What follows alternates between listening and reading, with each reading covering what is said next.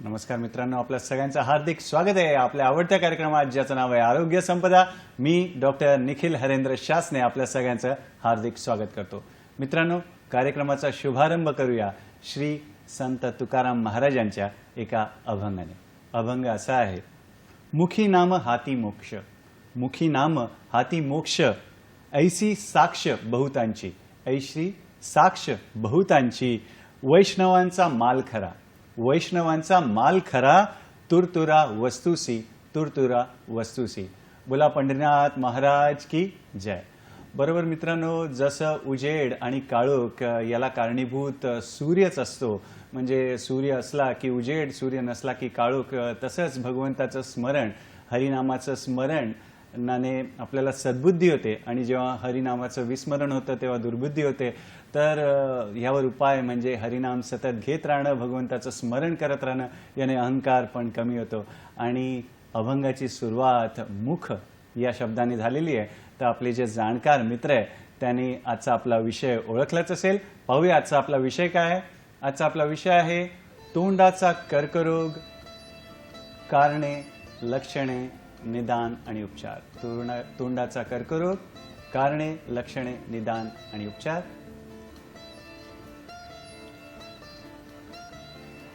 मित्रांनो, 31 मे रोजी जागतिक तंबाखू विरोधी दिवस आपण साजरा करतो। त्यानिमित्त विशेष असा कार्यक्रम आहे आणि या विषयावर आपल्याला मार्गदर्शन करायला मुंबईतील सुप्रसिद्ध टाटा मेमोरियल रुग्णालयातील प्राध्यापिका आणि onco surgeon doctor Anuja Deshmukh आपल्यासोबत आहेत। नमस्कार मॅडम, आपलं स्वागत आहे कार्यक्रमात।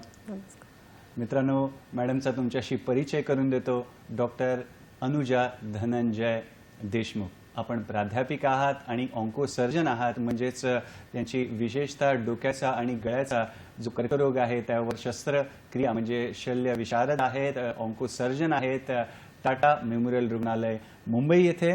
शिक्षणाविषयी सांगायचं झालं तर मुंबई विद्यापीठातून MBBS केल्यानंतर मॅडमनी पुढे सायन रुग्णालय मुंबई येथून डिप्लोमा केला ENT मध्ये।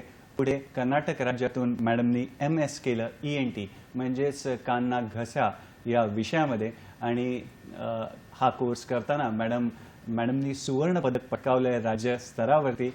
पुढे मॅडमनी MCH आणि 3 वर्ष क्लिनिकल फेलोशिप केली टाटा मेमोरियल रुग्णालयात। ही पदवी देखील मिळवताना मॅडमना सर्वाधिक गुण मिळालेले आहेत। मॅडमच्या गाठीशी 20 वर्षाहून जास्तचा अनुभव आहे।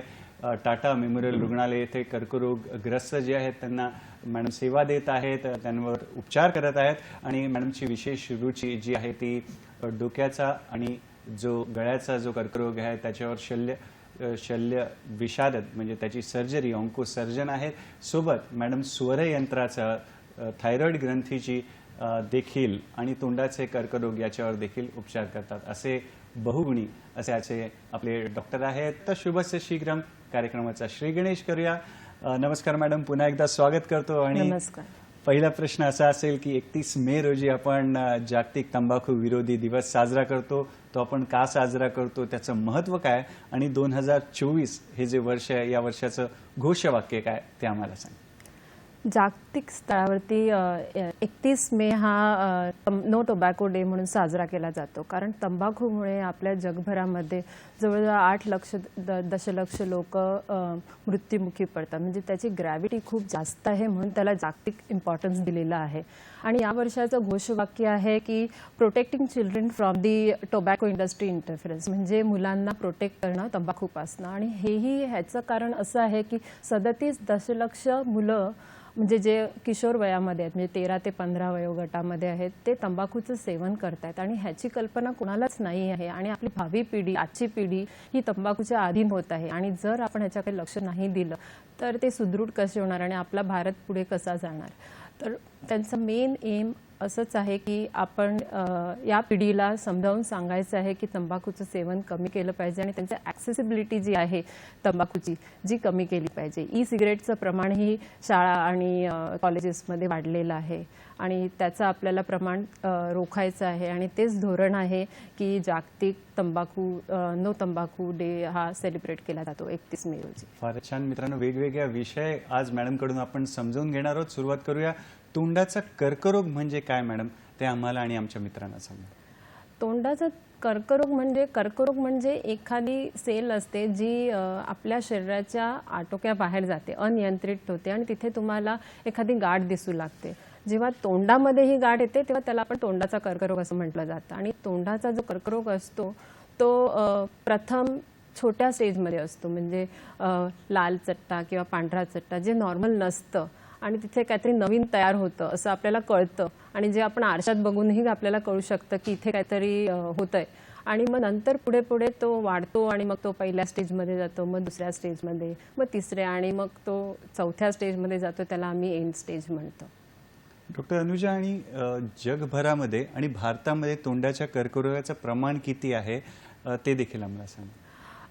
ॲक्च्युली सांगायची अशी गोष्ट आहे की आपण गर्वाने बऱ्याच गोष्टी सांगतो, पण ही गर्वाची बाब नाही आहे. भारताचा तोंडाचा कॅन्सर आणि ओठांच्या कॅन्सरमध्ये पहिला नंबर लागतो आणि ही ॲक्च्युली खेदाची बाब आहे. आणि आपण कसं खालच्या नंबरमध्ये जाऊ त्याच्यासाठी आपल्याला प्रयत्न करायचा आणि त्याच्यासाठी हा दिवस साजरा केला जातो. आणि जवळजवळ 101 दशलक्ष आणि बरेचसे लोक या तंबाखूच्या सेवनामुळे मृत्युमुखी पडतात आणि लहान मुलांनाही ह्याच्यामुळे कॅन्सर होतो. आणि तंबाखूच्या फक्त तोंडाचे कॅन्सर जवळजवळ 1,44,000 लोकांना होतात. आणि टाटा हॉस्पिटलमध्ये आम्ही बरेचसे रुग्ण बघतो, 1,20,000 जवळजवळ आम्ही नवीन रुग्ण दरवर्षी टाटा हॉस्पिटलमध्ये आम्ही पाहतो.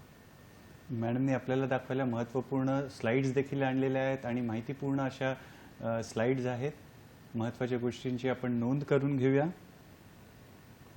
मॅडम, आणि तोंडाचे कर्करोग होण्यामागे काय कारण असतात ते देखील आम्हाला सांगा. तोंडाचा कर्करोग हा तंबाखूजनक जे पदार्थ आहेत, म्हणजे तंबाखू, गुटखा, नंतर स्मोकिंग करणे, दारू पिणे, मशेरी लावणे किंवा एखादं टूथपेस्ट असतं त्याच्यामध्ये तंबाखू असतात, तंबाखू ॲड केलेलं असतं, तर त्यामुळेही त्यांना कॅन्सर होऊ शकतो. लोकांना असं वाटतं की सुपारीमुळे काही होत नाही, परंतु फक्त केवळ सुपारीचं सेवन केल्यामुळेही तुमचं तोंड उघडायचं कमी होतं आणि त्याला आम्ही सबम्युकस फायब्रोसिस म्हणतो आणि हळूहळू तोंडामध्ये चमचाही जाईन असा होतो आणि नंतर ते कॅन्सरमध्ये कन्व्हर्ट होऊ शकतं. आणि कधी कधी तंबाखू न खाणाऱ्या लोकांनाही कॅन्सर होऊ शकतो. त्याची कारणं थोडी वेगळी असतात, म्हणजे एखादा दात भयंकर किडलेला असतो परंतु आपण डॉक्टरांकडे जात नाही आणि तो सारखा इरिटेट करत असतो आणि त्यामुळे एखाद्या जिभेमध्ये किंवा गालामध्ये तुम्हाला कॅन्सर होऊ शकतो, किंवा काही लाकडाचा भुसा किंवा केमिकलमुळे किंवा एखाद्या विषाणूमुळे वगैरे किंवा रेडिएशन आणि खूप कमी प्रमाणात अनुवंशिकतेमुळे तुम्हाला तोंडाचा कॅन्सर होऊ शकतो. अनुजा मॅडम, आत्ताच तुम्ही सुपारीचा विषय काढला, तर सुपारीविषयीचे समज आणि गैरसमज काय आहेत ते देखील आम्हाला सांगा. सुपारी लहानपणापासून आपण पाहत असतो, कधीतरी इथे देवघरात किंवा कधीतरी कोणाच्या तरी आपण प्रोग्रामला जातो तिथे, किंवा कोणाच्या तरी तंबाखूच्या पाऊचमध्ये असते सुपारी. आपल्याला असं वाटतं की फक्त तंबाखू खाल्ल्यामुळेच फक्त कॅन्सर होतो, परंतु सुपारी ही कार्सिनोजेनस आहे आणि ते प्रूव्हन आहे. संशोधनामध्ये दिसून आलं आहे की केवळ सुपारी खाल्ल्यामुळेही त्याच्यामध्ये 4 घटक असतात, बरेचसे अल्कलॉइड्स असतात आणि त्यामुळे कॅन्सर होऊ शकतो. आणि तंबाखूचे सेवन करण्यामागे मी सांगेन की तंबाखू खाऊ नये, परंतु सुपारीही अवॉइड केली पाहिजे. तोंडाच्या कर्करोगांविषयी मित्रांनो आपण माहिती घेतोय. तुमच्या मनातला शंका जरूर आम्हाला फोन करून विचारा. तोंडाच्या कर्करोग होण्याची लक्षणं कशी ओळखायची ते आम्हाला सांगा मला. तोंडाचा जो कर्करोग होतो तो ज्या माणसाला होतो त्याला माहिती असतं की आपल्याला काहीतरी होतं आहे, परंतु तो त्याच्याकडे दुर्लक्ष करतो. आणि तोंडाची परीक्षा स्वतःहून करणं, सेल्फ एक्झामिनेशन आम्ही ज्याला म्हणतो, ते अतिशय सोपं आहे. म्हणजे सकाळी उठल्यानंतर आरशात पाहिल्यानंतर तुम्ही तोंडाची एक्झामिनेशन करू शकता स्वतःची स्वतः, किंवा आपल्याला. आणि त्यामुळे तोंडाचा कॅन्सर जो असतो तो पहिल्यांदा पूर्वावस्थेत असतो, म्हणजे कॅन्सरची पहिली स्टेज आम्ही त्याला म्हणतो, प्री मॅलिग्नंट स्टेज असं म्हणतो. तर त्यामध्ये तुम्हाला पांढरे किंवा लाल धब्बे, त्याला लुकोप्लेकिया किंवा इरिथ्रोपेकिया म्हणतो, आणि मग नंतर ते कन्व्हर्ट होतं, मॉलिक्युलर लेवलवरती त्याच्यावरती चेंजेस होतात आणि त्यानंतर तो कॅन्सरमध्ये कन्व्हर्ट होतो. पहिल्यांदा तो पहिल्या स्टेजमध्ये असतो तेव्हा तो छोटासा असतो, त्यामुळे कधीही कुठल्याही पेशंटला त्यामुळे दुखत नाही. आणि त्यामुळे ते त्याच्याकडे दुर्लक्ष करतात. मग तो दुसऱ्या स्टेजमध्ये जातो. मग दुसऱ्या स्टेजमध्ये जाऊन नंतर तो पुढे तिसऱ्या आणि चौथ्या स्टेजमध्ये जातो, तेव्हा त्याला ते दुखायला सुरुवात होते किंवा ते मानेमध्ये गाठी यायला लागतात. म्हणजे तोंडामध्ये एक गाठ असतेच, त्याच्यामुळे मानेमध्ये गाठी यायला सुरुवात होते आणि चौथ्या स्टेजमध्ये तो पसरतो, मोठा होतो, स्किनच्या मधून बाहेर येतो किंवा हाडामध्ये जातो किंवा दात लूज होतात आणि त्याच्यामध्ये दात हलायला लागतात आणि कारण तो हाडामध्ये जातो किंवा मग शरीरामध्ये पसरतो, फुफ्फुसामध्ये पसरतो, हाडामध्ये पसरतो आणि मग तो ॲडव्हान्स स्टेजमध्ये जातो जिथे आपण काहीही करू शकत नाही. परंतु जर तो अर्ली स्टेजमध्ये तुम्ही भेटलात डॉक्टरांना तर तुम्ही काही जे कराल त्याच्यामध्ये बरेचसे फायदे होऊ शकतात. डॉक्टर अनुजा, तुम्ही आता पूर्व अवस्थेविषयी सांगितलं किंवा वेगवेगळ्या ज्या पायऱ्या आहेत त्याविषयी सांगितल्यात आणि तुम्ही आम्हाला दाखवायला फोटो देखील आणलेले आहेत. तर त्या पूर्व अवस्थेविषयी आणि वेगवेगळ्या पायऱ्या कोणत्या त्या पण जाणून घ्यायला आम्हाला आवडेल. हां, तर पूर्वावस्थेतला ह्या जो मी स्लाईड जी आणलेली आहे ह्याच्यामध्ये व्हाईट पॅच ह्याला म्हणतात आणि ह्याची नक्कीच ट्रीटमेंट करायची गरज आहे आणि हा म्हणजे कोणीही नॉन मेडिको पर्सन पण सांगू शकतो की हे काहीतरी वेगळं आहे आणि ह्याच्यासाठी ट्रीटमेंटची गरज आहे. तर तुम्ही ह्याच्यासाठी ट्रीटमेंट घेण्यासाठी योग्य डॉक्टरांकडे जाऊ शकतात आणि हे सबम्युकस फायब्रोसिस आहे ज्याच्यामध्ये तोंडाचं जे उघडण्याचं जे प्रमाण आहे ते कमी झालेलं आहे आणि असे पांढरे चट्टे झालेले आहेत आणि हा तोंडाचा गालाचा कॅन्सर आहे ज्याच्यामध्ये तुम्ही समजू शकता हे की हे नॉर्मल नाही आहे, ही नॉर्मल आहे बाजूचा म्युकोझा, परंतु कॅन्सर गालाचा झालेला आहे.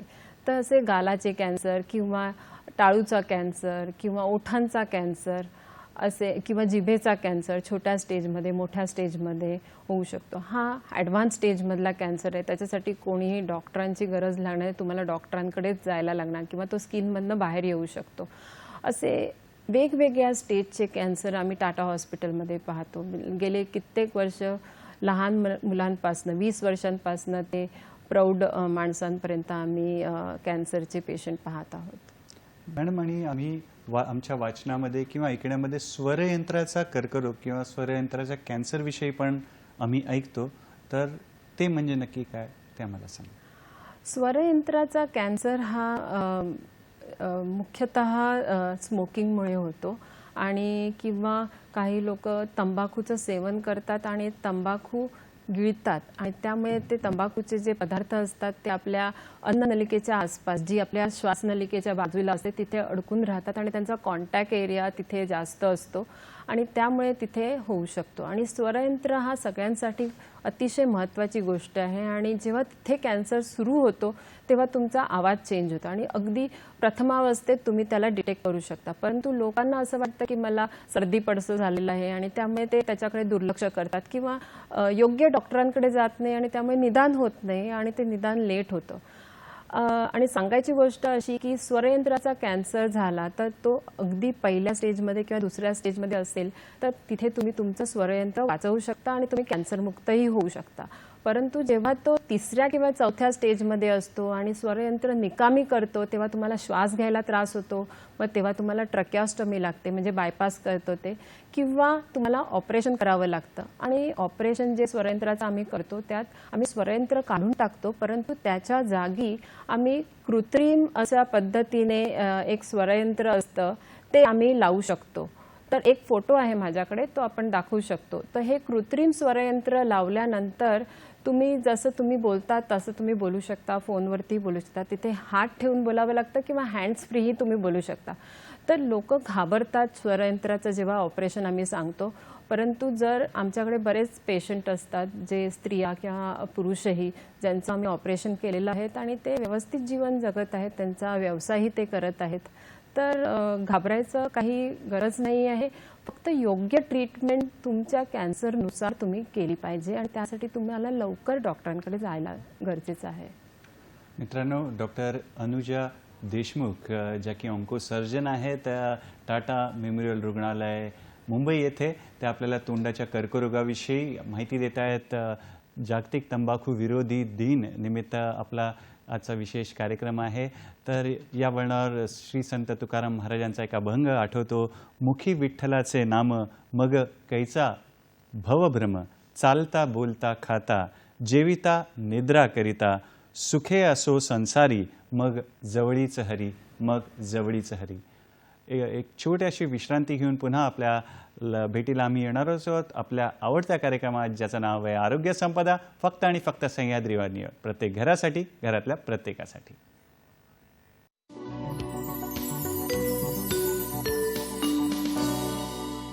विश्रांतीनंतर पुन्हा एकदा आपल्या सर्वांचं हार्दिक स्वागत आहे आपल्या आवडत्या कार्यक्रमात, ज्याचं नाव आहे आरोग्य संपदा. आणि आज मित्रांनो चर्चा सुरू आहे तोंडाच्या कर्करोगाविषयी, त्याची कारणं काय, लक्षणं काय, निदान काय आणि उपचार याविषयी. आणि या विषयावर आपल्याला मार्गदर्शन करायला मुंबईतील सुप्रसिद्ध टाटा मेमोरियल रुग्णालयातील ऑन्कोसर्जन आणि प्राध्यापिका डॉक्टर अनुजा देशमुख आपल्यासोबत आहेत.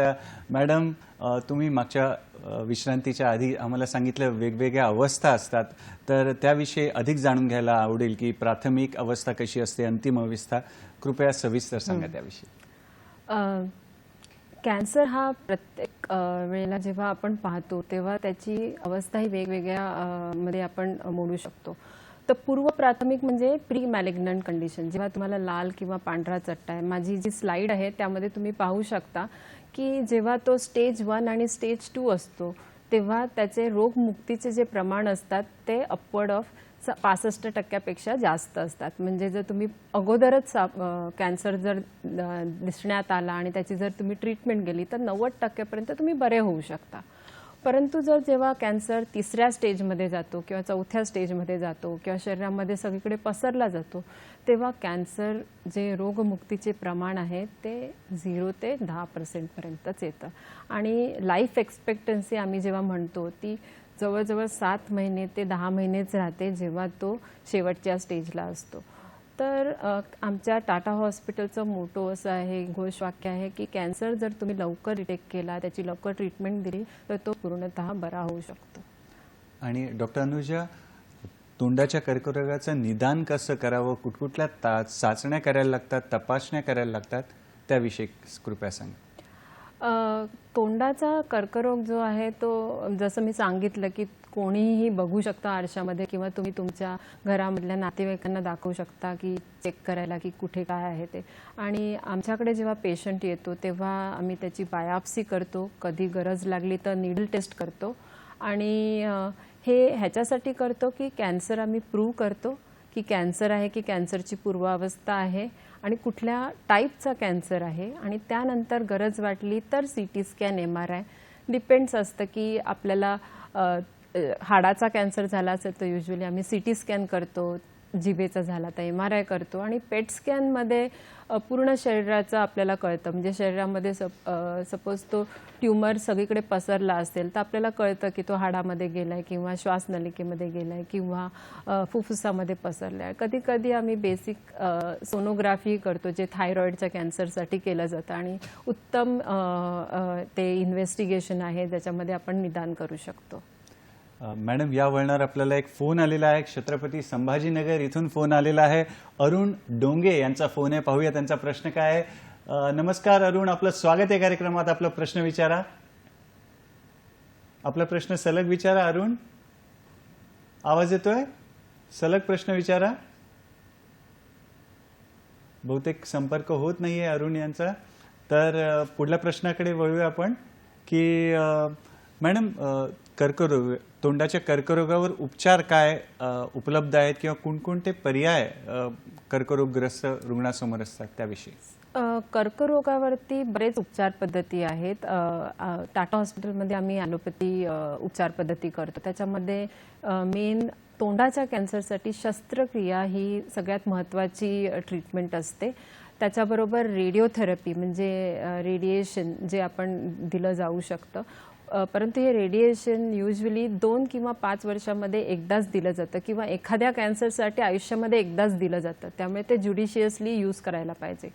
आणि तिसरं म्हणजे किमोथेरपी. किमोथेरपी ही जी असते ती स्वतंत्र उपचार पद्धती नाही आहे. म्हणजे ती फक्त किमोथेरपी एखाद्या पेशंटला दिली जात नाही, कारण ती नेहमी रेडिएशन बरोबर किंवा शस्त्रक्रियेनंतर दिली जाते. आणि जेव्हा तुम्ही फक्त किमोथेरपी देता म्हणजे त्याचा अर्थ असा आहे की तो ट्यूमर जो आहे तो हायर स्टेजला गेलेला आहे आणि तुम्ही मेन जे क्युरेटिव्ह ट्रीटमेंट आपण जे म्हणतो की कॅन्सर पूर्ण नष्ट करण्यासाठी जी ट्रीटमेंट असते ती सर्जरी किंवा रेडिओथेरपीची असते ती आपण देऊ शकत नाही, तेव्हा मग फक्त किमोथेरपी दिली जाते. तर हे 3 मेन ऑप्शन असतात पेशंटसाठी आणि त्याबरोबर दुखत असेल त्याच्यासाठी डाएटसाठी, नंतर श्वासनलिकेसाठी बायपास करणाऱ्या छोट्या सर्जरी म्हणजे ट्रकिओस्टोमी, असे सगळे उपचार पद्धती केल्या जातात हेड अँड नेक कॅन्सरसाठी. बाकी कॅन्सरसाठी वेगवेगळ्या अजून काही ट्रीटमेंट आहे, इम्युनोथेरपी वगैरे असंही तोंडाच्या कॅन्सरसाठी आम्ही वापरतो, पण ते थोडं लेट स्टेजमध्ये वापरलं जातं. मॅडम या वळणावर आपल्याला एक फोन आलेला आहे, नाशिकहून फोन आला आहे, वेदांत यांचा फोन आहे. पाहूया वेदांत. नमस्कार वेदांत, आपला प्रश्न विचारा. कार्यक्रमात खूप खूप स्वागत आहे. नमस्कार सर. नमस्कार मॅडम. माझा प्रश्न होता, जो आता तोंडाचा कर्करोग होतो 3ऱ्या आणि 4थ्या स्टेजमध्ये, तर घरच्या जे रिलेटिव्ह आहेत किंवा त्यांची जी काळजी घेतात त्यांनी काय काळजी घेतली पाहिजे त्या इन्फेक्शनच्या पिरियडमध्ये, किंवा तो संसर्गजन्य आहे का, तो इतरांना पसरू शकतो का? वय वगैरे काही विचारायचं आहे मॅडम? नाही. धन्यवाद आपल्या प्रश्नासाठी. काय सांगणार मॅडम? तुमचा प्रश्न अगदी योग्य आहे आणि कर्करोगासंबंधी बऱ्याच गैरसमजुती आहेत. तर त्यामध्ये एक गैरसमजूत अशीही आहे की कर्करोग हा संसर्गजन्य आहे की नाही, आणि हा 3ऱ्या आणि 4थ्या स्टेजमध्ये असतो. दिसायला तो इतका चांगला दिसत नाही आणि नातेवाईकांना वाटतं की हा त्यांनाही होईल, पण कर्करोग हा तोंडाचा जो कर्करोग आहे तो दुसऱ्या कोणाला होऊ शकत नाही, हा संसर्गजन्य नाही आहे. त्यांनी पेशंटची काळजी घेतली पाहिजे आणि त्या पेशंटबरोबर स्वतःचीही काळजी घेतली पाहिजे, एवढंच फक्त सांगू शकते. फारच छान. धन्यवाद. असेच तुम्ही फोन करून आपल्या मनातल्या ज्या शंका आहेत ते निसंकोचपणे आम्हाला विचारा. तज्ज्ञ डॉक्टर मंडळी आपल्यासोबत आहेत. तोंडाचा कर्करोग या विषयावर चर्चा सुरू आहे. जागतिक तंबाखू विरोधी दिवस याविषयी जो प्रचार प्रसार आहे, जनजागृतीपर कार्यक्रम सुरू आहे. तर मॅडम, तपासणी आणि उपचार जे आहेत तोंडाच्या कर्करोगावर कधी कुठे दाखवायचं पेशंटने, त्याविषयी पण आम्हाला थोडी माहिती द्या. मी टाटा हॉस्पिटलमध्ये गेले 20 वर्ष काम करते आहे आणि तिथे आमच्या टाटा हॉस्पिटलमध्ये प्रिव्हेंटिव्ह ऑन्कॉलॉजीचं डिपार्टमेंट आहे, जिथे आम्ही पिवळ्या रंगाची फाईल बनवतो. आणि दुसरं म्हणजे जिथे कॅन्सर प्रूव्हन आहे, बायोप्सी ऑलरेडी केलेली आहे बाहेर, असे पेशंटसाठी आम्ही घेतो. तर प्रिव्हेंटिव्ह ऑन्कॉलॉजीमध्ये जिथे कॅन्सर पूर्वावस्थेत असतो किंवा ज्या पेशंटना असं वाटतं की मला कॅन्सर तर झालेला नाही आहे किंवा मी चेकअप करावं, किंवा 40 उलटली असते किंवा 50 उलटली असते, तुम्हाला चेकअप करायचं असतं, स्त्रियांना चेकअप करायचं असतं, तर अशा गोष्टींसाठी प्रिव्हेंटिव्हची फाईल तुम्ही टाटा हॉस्पिटलमध्ये बनवून तुम्ही चेकअप करू शकता. कुठल्याही ऑन्कोसर्जनना बाहेर तुम्ही दाखवू शकता आणि किंवा ENT डॉक्टर किंवा डेंटल डॉक्टरांना पण दाखवू शकता. परंतु जर तुम्हाला कर्करोगाचं निदान करायचं असेल तर ऑन्कोसर्जनला दाखवणं उत्तम असेल, किंवा टाटा हॉस्पिटल किंवा कुठलेही मोठे हॉस्पिटलमध्ये तुम्ही जाऊन डॉक्टरांना दाखवू शकता आणि त्यानंतर त्याची ट्रीटमेंट घेणं. तुम्ही जसे डॉक्टर सांगतील त्याप्रमाणे तुम्ही बायोप्सी करणं किंवा सोनोग्राफी करणं किंवा CT स्कॅन करणं, असं सगळं करायला पाहिजे. डॉक्टर अनुजा, मगाशी तुम्ही कृत्रिम स्वर यंत्राविषयी आम्हाला सांगितलं, त्याविषयीचा आपण स्लाइड किंवा फोटो पण बघितला, तर त्याविषयी अधिक जाणून घ्यायला आवडेल. आणि कृत्रिम स्वर यंत्राविषयीच्या ज्या गैरसमज आहे त्यावर देखील प्रकाश टाका. कृत्रिम स्वरयंत्र जे आहे ते सिलिकॉनचं बनवलेलं एक यंत्र असतं, छोटासा प्लास्टिकचा तुकडा, सिलिकॉनचा तुकडा असतो. बघू शकतो आणि आपण तो तुम्ही आपल्या जिथे ऑपरेशन केलेलं असतं तिथे टाकलं जातं आणि जर तुम्ही जे होल असतं तिथे आपली श्वासनलिका असते ती बाहेर काढली जाते आणि तिथे तुम्ही बोट ठेवल्यानंतर तुम्ही बोलू शकता आणि तोंडाने जेवणही घेऊ शकता. आणि हे स्वरयंत्र असतं ते तुम्हाला 1 वर्षानंतर किंवा 6 महिन्यानंतर चेंज करावं लागतं, परंतु तुम्ही आयुष्यभर ह्याने बोलू शकता आणि स्वरयंत्राचं तुम्हाला कधीही नाही आहे ह्याचा कधीही विसरच पडेल आणि तुम्ही तोंडाने जेवू शकता जसं नॉर्मल लोक जेवतात तसं, आणि तुम्ही फोनवरतीही बोलू शकता. जर हे स्वरयंत्र नसेल तर तुम्ही इलेक्ट्रोलॅरिंग्स असं म्हणून एक मशीन असते, त्याने थोडासा रोबॉटिक आवाज येतो, पण तेही तुम्ही यूज करू शकता. ते असं मशीन असते जी तुम्ही मानेच्या अगेन्स्ट यूज करून नंतर मग तुम्ही बोलू शकता. किंवा तिसरं म्हणजे तुम्ही तुमच्या स्वतःच्या अन्ननलिकेचा उपयोग करून, एक ट्रेनिंग लागते त्याच्यासाठी, आणि कुठल्याही यंत्र न टाकता किंवा कुठलीही मशीन न लावता स्वतःच्या अन्ननलिकेतनं हवा जनरेट करून तुम्ही बोलू शकता. फक्त त्यामध्ये असं असतं की तुम्ही खूप कंटिन्युअसली बोलू शकत नाही, परंतु तुम्ही थोडे एक सेंटेन्स एक पॉज घेऊन मध्ये एक श्वास घेऊन तुम्ही बोलू शकता आणि त्याला आम्ही इसोफेजियल स्पीच म्हणतो. असं तुम्ही करू शकता. आणि हे स्वरयंत्र जे असतं, जे कृत्रिम स्वरयंत्र जे मी फोटोमध्ये आता तुम्हाला दाखवलं, ते त्यात तुमचा आवाज अतिशय उत्तम येतो. म्हणजे तुम्ही हा स्त्रीचा आवाज आहे की पुरुषाचा आवाज आहे, हा अगोदरचा आवाज जसा होता तसा आसपास आवाज येतो. म्हणजे इतकं त्याच्यामध्ये म्हणजे सिमिलॅरिटी आहे जो तुमचा ऑपरेशनच्या अगोदरचा आवाज असतो. ते अतिशय, आणि आवाज हा अतिशय महत्त्वाची गोष्ट आहे. आणि जेव्हा माझा पेशंट बोलायला सुरुवात करतो ऑपरेशन केल्यानंतर, त्याला जितका आनंद होतो त्याच्यापेक्षा जास्त आनंद मला होतो जेव्हा तो बोलायला सुरुवात करतो. आणि गैरसमजाविषयी आवाज जातो वगैरे अशी काही काही जणांना भीती असते, तर त्याला काय बरेच पेशंट जेव्हा आम्ही सांगतो त्यांना हा मानसिक धक्का होतो त्यांना की मी ऑपरेशन करायला सांगते, तेव्हा ते मला सांगतात की दुसरा काही उपाय नाही आहे का, किंवा ते आमच्याकडे येतच नाही. ते म्हणतात की आता डॉक्टरच बदली करूया म्हणून. परंतु काय आहे की स्वरयंत्र तुमचं निकामी झाल्यानंतर, तुम्हाला श्वास घ्यायला त्रास झाल्यानंतर तुम्हाला मेंदूला ऑक्सिजन कमी पुरवठा होतो आणि मग त्याचे धोक्याचे परिणाम तुमच्यावरती होऊ शकतात. म्हणजे तुम्ही स्वरयंत्राचं जर ऑपरेशन करण्याची जर तुम्हाला ओपिनियन दिलेलं असेल तर ते योग्य असेल तर तुम्हाला ते करायला पाहिजे. आणि मनाची तयारी ठेवली पाहिजे, तुमची मानसिकता असली पाहिजे की आपण ह्याला सामोरं गेलं पाहिजे आणि ह्यातनं आपल्याला बरं व्हायचं हे आपल्या मनामध्ये आलं पाहिजे. आणि जेणेकरून तुम्ही जर उपचार योग्य घेतला तर तुम्ही बरे होऊ शकता. फारच छान. तर मित्रांनो, या वळणावर वेळ झालेली आहे एका छोट्याशा विश्रांतीला जाण्याआधी संत तुकाराम महाराजांचा एक अभंग आठवतो. मुखे बोले ब्रह्मज्ञान, मुखे बोले ब्रह्मज्ञान, मनी धन आणि मान, मनी धन आणि मान, ऐशियांची करिता सेवा, ऐशियांची करिता सेवा, काय सुख होवे जीवा, काय सुख होवे जीवा. घेऊया एक छोटीशी विश्रांती. पाहत राहा आपला आवडता कार्यक्रम आरोग्य संपदा, फक्त आणि फक्त सह्याद्री वाहिनीवर, प्रत्येक घरासाठी, घरातल्या प्रत्येकासाठी.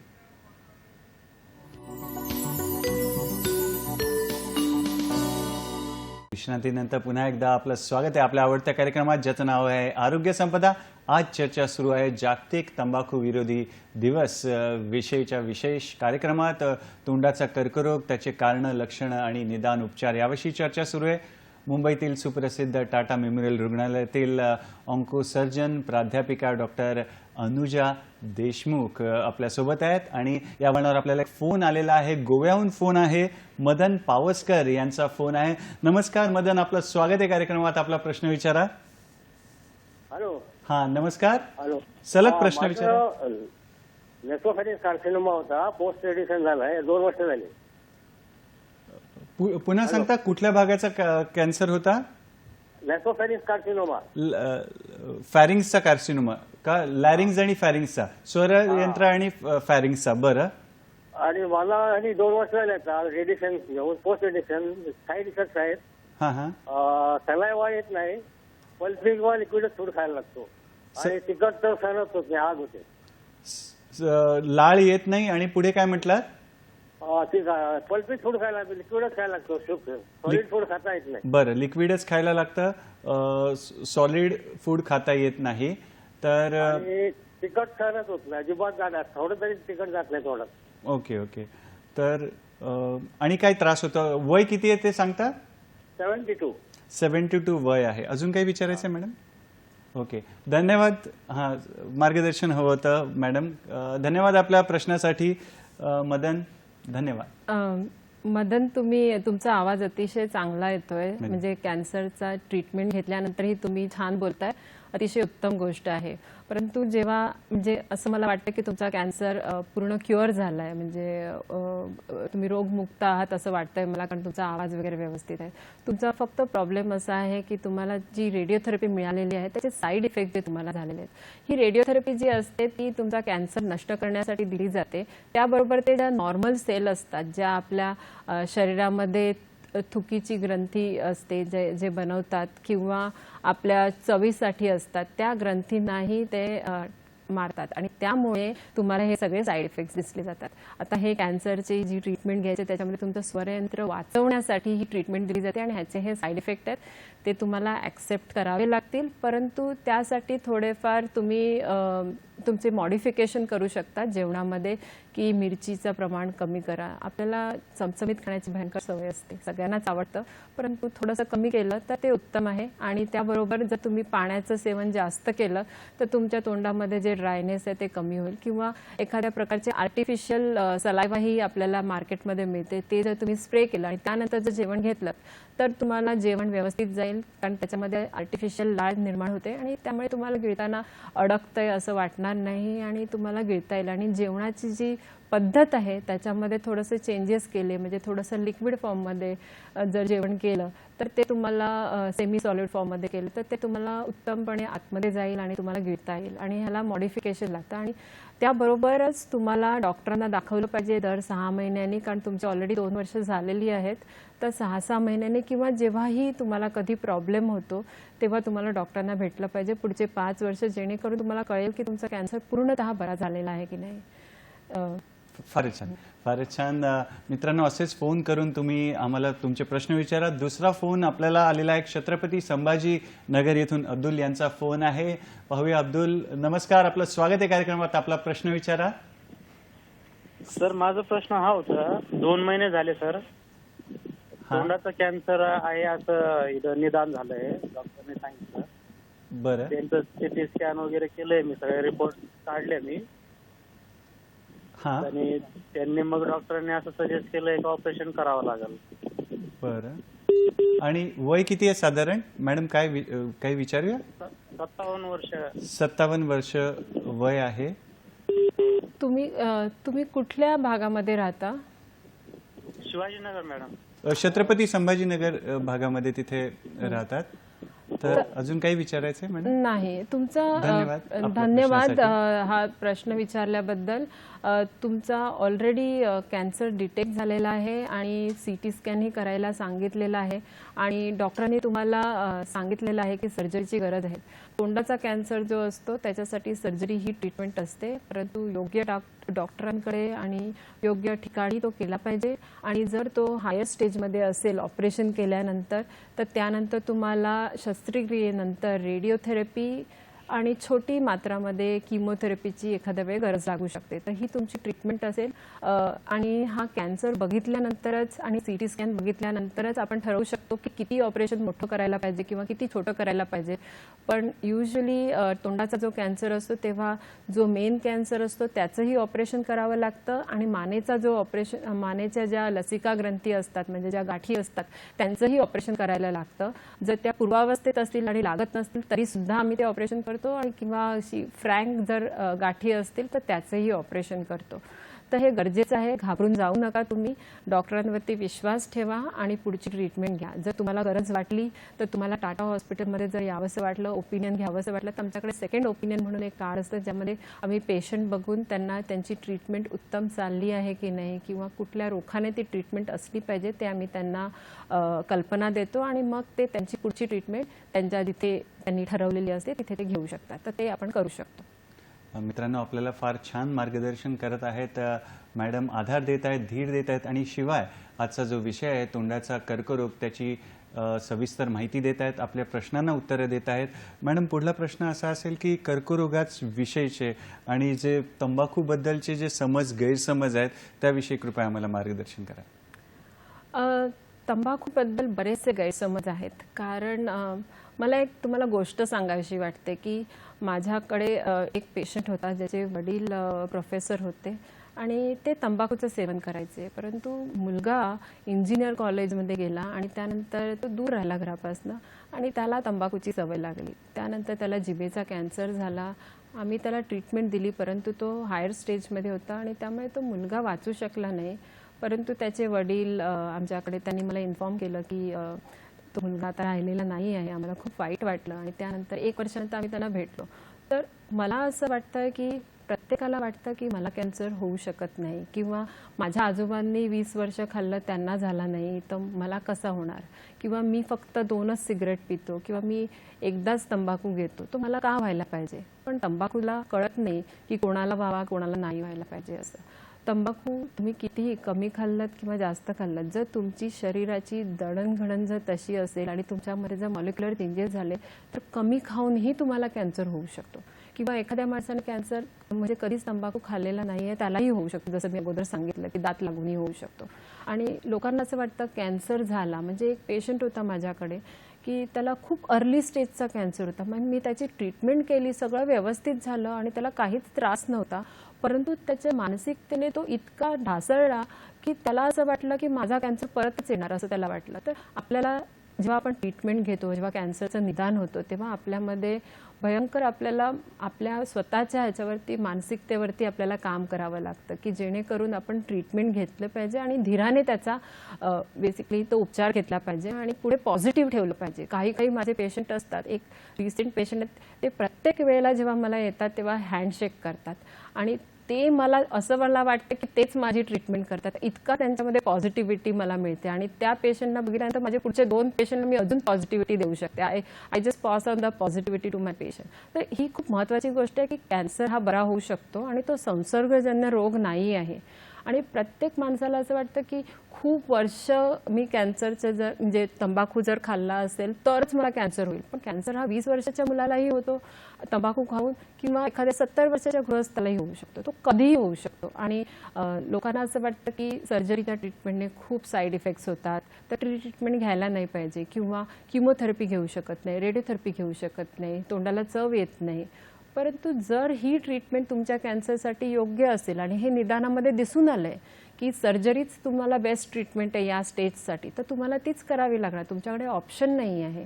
आणि जर तुम्ही ते लेट केलं आणि पुढे पोस्टपोन करत गेलात तर मग मात्र तो कॅन्सर ठीक होऊ शकत नाही. आणि तंबाखूच्या मात्रेवरती आणि किती घेता तुम्ही कॅन्सर त्याच्यावरती कर्करोग कधी अवलंबून नसतो. आणि सुपारी मी जसं सांगितलं की हानिकारक नाही असं लोकांना वाटतं, तेही गैरसमज आहेत. आणि तंबाखूमुळे लोकांना असं वाटतं की फक्त आपण स्वतःलाच अपाय करतो, परंतु तंबाखूमुळे तुम्ही इतर जे लोक तुमच्या घरात राहतात किंवा तुमच्या कारमध्ये ट्रॅव्हल करतात, जर तुम्ही स्मोकिंग करत असाल तर त्यांना सेकंड हँड स्मोकिंगमुळे पण कॅन्सर होतात. म्हणजे जवळजवळ 1.3 लक्ष लोकांना मृत्युमुखी पडतात, त्यांनी कधीच तंबाखूचं सेवन केलेलं नसतं, परंतु अशा लोकांच्या सानिध्यात म्हणजे मित्रांबरोबर राहून त्यांनी तंबाखूचं इनडायरेक्टली तंबाखू त्यांच्या शरीरात जातो आणि त्यांना तंबाखूमुळे बरेचसे दुष्परिणाम होतात. कॅन्सर व्यतिरिक्तही तंबाखूचे बरेचसे दुष्परिणाम आपल्या शरीरावरती होतात की आपल्या हृदयावरती परिणाम होतात, आपल्या न्यूरल सिस्टीमवरती होतात, आपण डिपेंड होतो त्याच्या निकोटीनच्या आहारी जातो, आपल्या ज्या रक्तवाहिन्या असतात त्या आकुंचन पावतात, स्ट्रोक होऊ शकतो, लकवा येऊ शकतो, असे सगळे दुष्परिणाम होतात. आणि 16 ते 20 प्रकारचे कॅन्सर हे जे आहेत ते तंबाखूमुळे होतात. तोंडाचा हा एकच कॅन्सर होत नाही, बरेचसे सर्वायकल, ब्लॅडर, किडनी कॅन्सर, फुफ्फुसाचे कॅन्सर, अन्ननलिकेचा कॅन्सर, असे बरेचसे कॅन्सर हे तंबाखूमुळे होऊ शकतात. मॅडम या वळणावर आपल्याला फोन आहे, नांदेडहून अलकाताई यांचा फोन आहे. नमस्कार अलकाताई, आपलं स्वागत आहे कार्यक्रमात. आपला प्रश्न विचारा. हा, आपला प्रश्न सलग विचारा. हॅलो. हा, आपला प्रश्न सलग विचारा. मॅडम मी टीव्हीचा आवाज कमी करा, बंद करा. हॉस्पिटलमध्येच दाखवलं हम्म. आणि मी कर्करोग पेशंट आहे आणि टाटामध्येच मला दाखवलेलं आहे आणि ऑपरेशन होऊन 2 वर्ष झाले. पोटाचा कॅन्सर होता. बरं, पुढे पुढे सांगा. आणि आता 6 महिने झाली मी बंद केलं, मला कमी वाटलं. पण आता माझा प्रश्न असा आहे की पुन्हा त्यांना दाखवावं लागेल का? बरं, म्हणजे ट्रीटमेंटला जावं लागेल का? मला काही त्रास नाही सध्या. अच्छा, तुमचं धन्यवाद आपल्या ऑपरेशन प्रश्नासाठी. झालं पोटाचं. अलकाताई, खूपच चांगला प्रश्न विचारला हा तुम्ही. आणि मी पुन्हा एकदा सांगते, जेव्हा मला 2 वर्षानंतर जेव्हा तुम्ही सांगता की तुम्ही अगदी चांगल्या आहात, यायचं की नाही परत टाटा हॉस्पिटलमध्ये दाखवायला, खूपच छान वाटलं. परंतु मला असं सांगायचं आहे की तुम्ही 2 वर्ष चांगले आहात, पण पुढचे अजून 3 वर्ष, अजून 5 वर्ष, अजून 10 वर्ष तुम्ही अशाच राहिल्या पाहिजेत आणि असेच छान बोलत राहा आमच्याबरोबर. आणि तर सांगायची गोष्ट अशी की जेव्हा तुमचा कॅन्सर असतो, पोटाचा कॅन्सर ही माझा प्रांत नाही आहे, परंतु कुठलाही कॅन्सर असेल तर त्याच्या एक फॉलोअपची गरज असते. जेव्हा तुम्ही ट्रीटमेंट करता तेव्हा इनिशियल पिरियडमध्ये आम्ही 3 ते 6 महिन्यामध्ये डिपेंडिंग कॅन्सर कुठल्या टाईपचा असतो तसं बोलवतो. असं 2 वर्ष चालतं, नंतर मग 1-1 वर्षांनी बोलवतो आणि 2 वर्ष झाल्यानंतर आम्ही वर्षभर किंवा 6 महिन्यांनी बोलवतो. तर प्रत्येक कॅन्सर हा वेगवेगळा असतो आणि डॉक्टरांना दाखवणं गरजेचं असतं. जर तुम्हाला टाटा हॉस्पिटलमध्ये येणं जमत नसेल तर तुमच्या घराच्या जवळ जिथे ऑन्को सर्जन असतील त्यांनाही दाखवू शकता आणि जेणेकरून तुम्ही फक्त कन्फर्म करणं गरजेचं आहे की तुम्ही ठीक आहात. कारण जेव्हा तुम्हाला त्रास होईल आणि तेव्हा तुम्ही आमच्याकडे याल तेव्हा ते खूप लेट झालेलं असेल. परंतु जर तुम्ही सपोज तुम्हाला कॅन्सर परत झालेला असेल तर ते आम्हाला कळू शकतं आम्ही जेव्हा एक्झामिनेशन करतो, जेव्हा तुम्ही आमच्याकडे येतात तेव्हा. तर माझं असं म्हणणं आहे की तुम्ही टाटा हॉस्पिटलमध्ये जर तुम्हाला येणं जमत असेल तर प्लीज या. जरी तुम्ही चांगले असाल तर आम्हालाही बरं वाटतं की आमचे पेशंट चांगले करतात, आम्हालाही आनंद होतो की तुम्ही ऑपरेशन झाल्यानंतर किंवा ट्रीटमेंट घेतल्यानंतर उत्तम करत आहात. फारच छान डॉक्टर अनुजा आपल्याला छान मार्गदर्शन करताय. मॅडम, दुसरा एक महत्त्वाचा प्रश्न म्हणजे तंबाखूचं व्यसन जे सोडवायचं ते डॉक्टरांना पण कधी कधी मार्गदर्शन लागतं या विषयात. आणि म्हणजे बऱ्याच पेशंटना डॉक्टर सांगतात की तंबाखू सोडा, पण पेशंट सोडतो, पण तंबाखू नाही सोडत, डॉक्टरला सोडतो. तर आणि असं पण होतं म्हणजे पेशंटना इच्छा असते सोडायची पण सुटत नाही, डॉक्टरांना पण कळत नाही की कसं त्यांच्याकडून सोडून घ्यायचं. तर त्याविषयी सगळ्यांना मार्गदर्शन करा, कसं तंबाखूचं सेवन थांबवता येईल त्याविषयी. आमच्याकडे जेव्हा पेशंट येतात तेव्हा फर्स्ट व्हिजिट जेव्हा आम्ही करतो त्यांची, तर पहिला प्रश्न हाच असतो की त्यांनी तंबाखूचं सेवन किंवा दारूचं सेवन किंवा एखादी सुपारी किंवा गुटखा ह्याचं सेवन किती वर्ष किती क्वांटिटीमध्ये केलेलं आहे वगैरे. तर ते आम्ही नोट डाऊन करतो आणि पहिली गोष्ट आम्ही त्यांना जे सांगतो की हा जो कॅन्सर आहे तो या तंबाखूमुळेच झालेला आहे. तर तुम्हाला जर या पुढची ट्रीटमेंट करायची असेल तर आजपासून तुम्हाला तो तंबाखू जो आहे तो बंद करायचे आणि ॲडिक्शन बंद करायचे आहेत. कारण हे जे ॲडिक्शन आहेत जे तर तुम्ही चालू ठेवलेत तर तुम्हाला कुठल्याही प्रकारची जी ट्रीटमेंट द्यायची आहे म्हणजे बेशुद्ध पण करायचं असेल तेव्हाही तुम्हाला प्रॉब्लेम येऊ शकतात. कारण तंबाखूचे आपल्या शरीरावरती हृदयावरती वगैरे भयंकर दुष्परिणाम असतात. तर त्यामुळे त्यांनी त्या दिवसापासून तर तंबाखूचं सेवन करणं बंदच करायचं आहे. आणि जेव्हा ते आमच्याकडे फॉलोअपमध्ये येतात म्हणजे ट्रीटमेंट केलेली आहे, आता ते बरे झालेले आहेत, परंतु आता त्यांना असं वाटतं मी बरा झालेला आहे, 2 वर्ष निघून गेली, आता मी तंबाखू खायला सुरुवात करू शकतो. पण असं त्यांनी करू नये, कारण तंबाखू थांबवल्यानंतर जे छोटे छोटे इफेक्ट असतात ते थोड्या तासाभरात दिवसाभरात रिव्हर्स होऊ शकतात, म्हणजे पूर्ववत होतात. परंतु काही जे इफेक्ट आहेत जे तुमच्या शरीरावरती ऑलरेडी झालेले आहेत त्याला जवळजवळ 2 वर्ष, 5 वर्ष, 10 वर्ष, 20 वर्ष लागतात की ज्या माणसाने अजिबात तंबाखू घेतलेला नाही त्याच्या बरोबरीला जायला. तर तुम्हाला 20 वर्ष तंबाखूचं तुम्ही सेवन नाही केलं तर तुम्ही ज्या माणसाने अजिबात तंबाखूचं सेवन केलं त्याच्याबरोबर तुम्ही जाऊ शकता आणि ती पॉसिबिलिटी आहे. परंतु पुन्हा चालू करायचं नाही आहे आणि त्यासाठी मनाचा दृढ निर्णय असला पाहिजे, मानसिकता असली पाहिजे. त्याच्यामध्ये 3 ते 5% लोकच फक्त सक्सेसफुल होतात.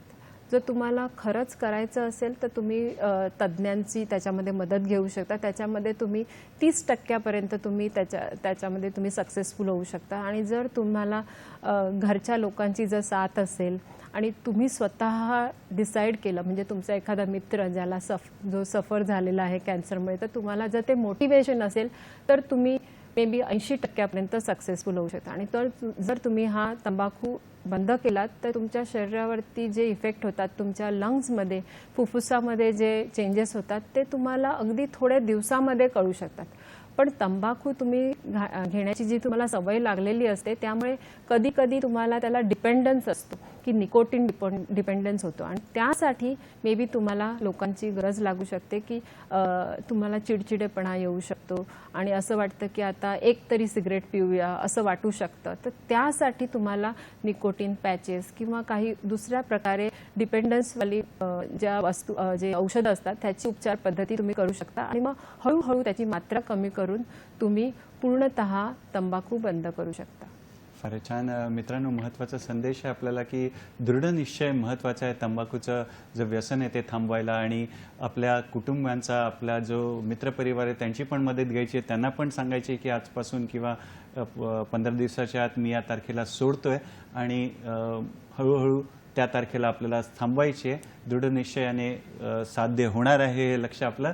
तर मॅडम, पुढला प्रश्न असा आहे की टाटा रुग्णालयामध्ये काय सोयीसुविधा आहेत कर्करोगग्रस्त रुग्णांसाठी, त्या देखील कृपया आम्हाला सांगा. त्यांच्या नातेवाईकांसाठी असतील त्या दोन्ही सांगा, रुग्णांसाठी आणि नातेवाईकांसाठी. टाटा हॉस्पिटलमध्ये आम्ही बरेचसे खालच्या दर्जाचे जे पॉवर्टी लाईनच्या खाली, जे गरीब रेषेच्या खाली, दारिद्र्य रेषेच्या खाली लोक आहेत आणि त्यांच्या काही योजना आहेत, असे पेशंट आमच्याकडे येतात आणि त्यांना बऱ्याचशा फंड्समधनं आम्ही मदत करतो. त्यांना फक्त टाटा हॉस्पिटलमध्ये यायचं आहे आणि ट्रीटमेंट घेण्याची मनाची तयारी दाखवली पाहिजे. आम्ही त्यांना बरीचशी मदत करतो फायनान्शियली आणि त्यांच्या रिलेटिव्हसाठीही बरेचसे होम्स आहेत जिथे आम्ही त्यांना पाठवलं जातं. आमचं खारघरलाही एक हॉस्पिटल आहे, तिथेही हॉस्टेलची सोय आहे जिथे रुग्णालयामध्ये जे पेशंट येतात त्यांचे नातेवाईक वगैरे राहू शकतात आणि तिथेही बरेचसे फंड्स अवेलेबल असल्यामुळे आम्ही पेशंट्सना त्याची मदत करते. इवन कृत्रिम स्वरयंत्र जे सांगितलं त्याचा रिपीटेड कॉस्टिंग असतं, त्यामध्येही आम्ही पेशंट्सना मदत करतो आणि सोशल वर्करही आमच्याकडे आहेत जे त्यांना मदत करतात आणि बाहेर कोणी ट्रस्ट हॉस्पिटल्स असतील किंवा तिथेही आम्ही त्यांना लेटर्स देऊन त्यांच्याकडनं ते मदत घेऊ शकतात. अरे छान. मॅडम, जाता जाता आमच्या मित्रांना तुम्ही काय संदेश देणार? माझी एक शेवटची स्लाईड आहे, ती दाखवू शकतो आपण. गेले 83 वर्ष टाटा हॉस्पिटल कॅन्सर रुग्णांसाठी काम करत आहे आणि मोस्ट इम्पॉर्टंट थिंग इज की कर्करोगाला जाणून घ्या, त्याच्यापासून पळू नका, त्याला धीराने तोंड द्यायला पाहिजे आणि तो लवकर निदान त्याचं केलं पाहिजे.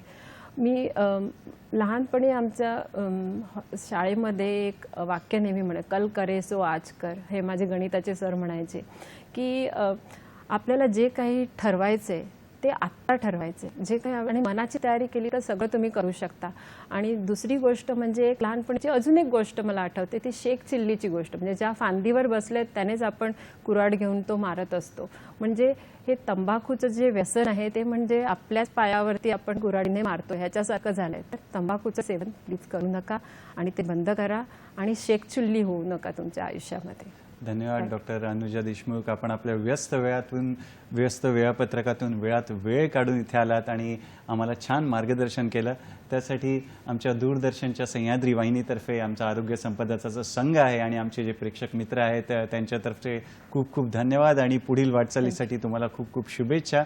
मित्रांनो, आज इकडेच रामकृष्ण हरी म्हणूया, कारण वेळेला मर्यादा आहे, पण आमचं जे प्रेम आहे त्याला मर्यादा नाही. यासाठी पुढील भागामध्ये एक नवीन विषय घेऊन आपल्या भेटीला आम्ही येणारच आहोत. आपल्या आवडत्या कार्यक्रमात ज्याचं नाव आहे आरोग्य संपदा, फक्त आणि फक्त सह्याद्री वाहिनीवर, प्रत्येक घरासाठी, घरातल्या प्रत्येकासाठी. धन्यवाद. नमस्कार.